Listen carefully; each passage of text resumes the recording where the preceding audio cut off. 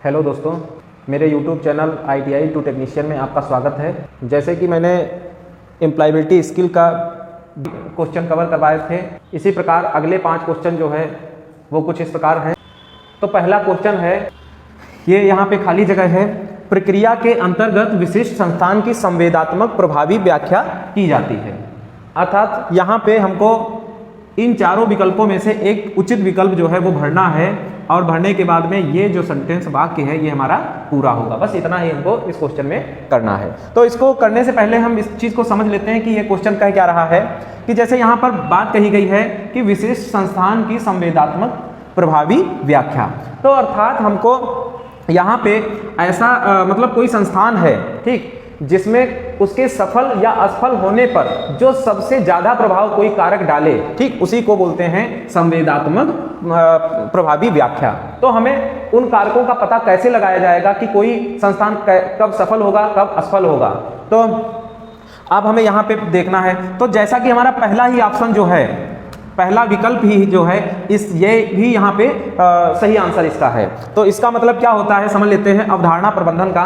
तो अवधारणा अर्थात धारणा प्रबंधन, ठीक, परसेप्शन मैनेजमेंट। तो परसेप्शन मैनेजमेंट क्या होता है कि कोई व्यक्ति अगर सफल होता है या असफल होता है तो उसके पीछे बहुत सारे कारक रहते हैं।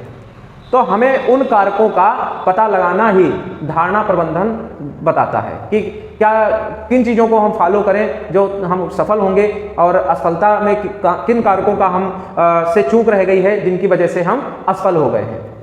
तो यही काम रहता है धारणा अर्थात अवधारणा प्रबंधन का, ठीक। तो ये क्वेश्चन भाई हो गया है। और अगला क्वेश्चन देखते हैं। अगला क्वेश्चन कह रहा है, यदि सूचनाएं खाली जगह है तो व्यक्ति को लक्ष्य निर्धारण में कठिनाई का सामना करना पड़ेगा। तो भाई आंसर देखते हैं कि यहाँ पे कौन सा विकल्प भरा जाएगा। पहला ऑप्शन है हतोत्साहित। हतोत्साहित का मतलब होता है किसी को करने कोई व्यक्ति स्टार्ट किया है तो उसको बोला कि ये तुमसे नहीं होगा, ठीक, हीन भावना पहुंचाना उसके अंदर उसके लक्ष्य के प्रति, तो यही कहलाता है हतोत्साहित करना।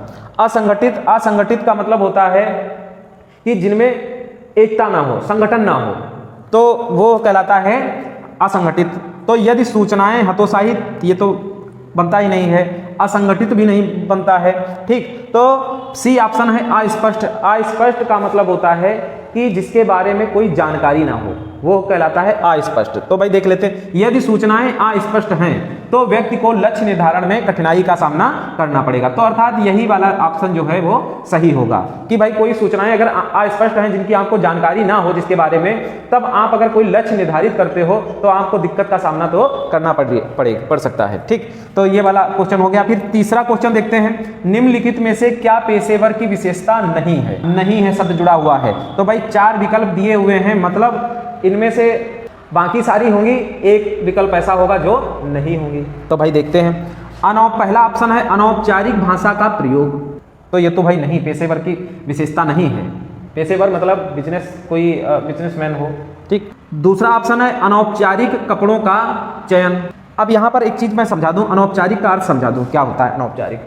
अनौपचारिक होता है अर्थात जो हम लोग अपने दोस्तों मित्रों के साथ में जैसा व्यवहार करते हैं, जिस प्रकार की भाषा का उपयोग करते हैं, जैसे हम लोग घूमने टहलने जाते हैं तो नॉर्मली कपड़े पहनते हैं, ये सारी चीज़ें अनौपचारिक होती हैं। और यही अगर हम किसी ऑफिस, किसी संस्थान में अपने सीनियर के साथ में जैसा व्यवहार, जैसी भाषा, ऑफिस में जैसे कपड़े पहनते हैं, वो सारे फॉर्मल होते हैं। जैसे हम कभी भी इंटरव्यू देने जाते हैं तो वहाँ पर फॉर्मली कपड़े पहनते हैं, जूते भी फॉर्मली जो ऑफिस में चलते हैं। तो ये सारी चीज़ें जो है फॉर्मल के अंतर्गत आती हैं, टाई, बेल्ट, कोट, ये सब लगा के जाना, ठीक। तो अर्थात ये सब अनौपचारिक होते हैं। तो भाई इसमें लिखा हुआ पेशेवर की विशेषता नहीं है, ठीक। तो अनौपचारिक कपड़ों का चयन, ठीक। अगला है कार्य के लिए समय का पाबंद होना, ठीक, कार्य के लिए समय का पाबंद होना। तो भाई ये तो भाई बढ़िया चीज़ है। अगर आप कार्य के लिए समय के पाबंद हैं, अर्थात आप समय की वैल्यू को समझते हैं और अपना एक टाइम मैनेजमेंट, समय प्रबंधन फॉलो करते हैं, तो आप अच्छे पेशेवर होंगे। तो ये वाला तो भाई होना चाहिए। तो अगला है ए और बी दोनों। तो अर्थात ए और बी दोनों जो हैं ये पेशेवर की विशेषताएं नहीं हैं। तो चौथा ऑप्शन इसमें जो है ये सही होगा। चलिए आगे देखते हैं। तो चौथा क्वेश्चन है, निम्नलिखित में से क्या अच्छे काम की नैतिकता है। तो नैतिकता को हम समझ लेते हैं। नैतिकता एक दार्शनिक अवधारणा है, मतलब दिखने वाली अवधारणा है, ठीक, जिससे कि हम अच्छे बुरे, सही गलत, न्याय अन्याय को हम पढ़ते हैं। तो समझते हैं कि भाई कि इसमें क्या कौन सा ऑप्शन सही होगा। व्यक्तिगत लक्ष्य का कार्यस्थल पर पूर्ण करना। तो भाई ये क्या काम अच्छा थोड़ी ना है कि आप पर्सनली काम जो है आप अपने ऑफिस में, आप अपनी कंपनी में जहाँ पर काम कर रहे हैं वहाँ पर करना उचित बात है। तो भाई ये आंसर जो है ये विकल्प गलत हो जाएगा। फिर क्या है अगला क्वेश्चन, अगला ऑप्शन सॉरी, गलतियों को मानने से मना करना। तो ये भी भाई बुरी बात है, आप गलती कर रहे हो तो उसको एक्सेप्ट करना चाहिए।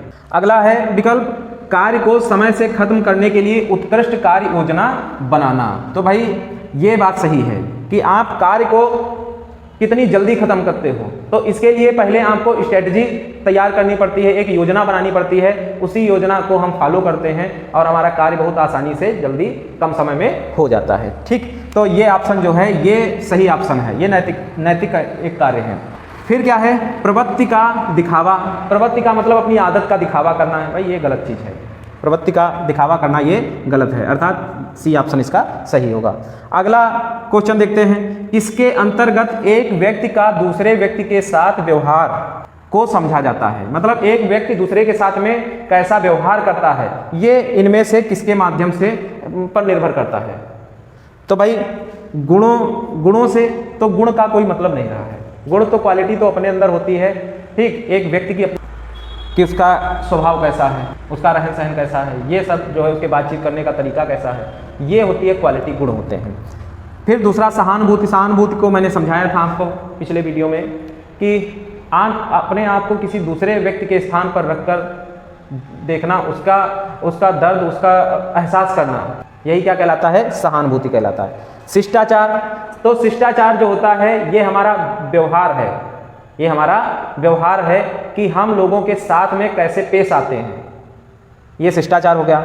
नैतिकता की बात होती है कि एक व्यक्ति का दूसरे व्यक्ति के साथ व्यवहार जो है वो उसके नैतिकता पर निर्भर करता है। जैसा मैंने अभी समझाया था आपको कि किस प्रकार से मतलब व्यवहार करते हैं, अच्छा बुरा, न्याय अन्याय, तो ये सारी चीज़ें जो है किस पर डिपेंड करेगी, नैतिकता पर। तो इसका भी सही ऑप्शन जो है वो क्या हो जाएगा, नैतिकता।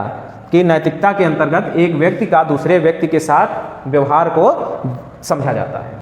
चलिए दोस्तों, इसी के साथ में आज का वीडियो यहीं पर समाप्त करते हैं और ये मुझे आशा है कि आप लोगों को ये पांचों क्वेश्चन याद हो गए होंगे।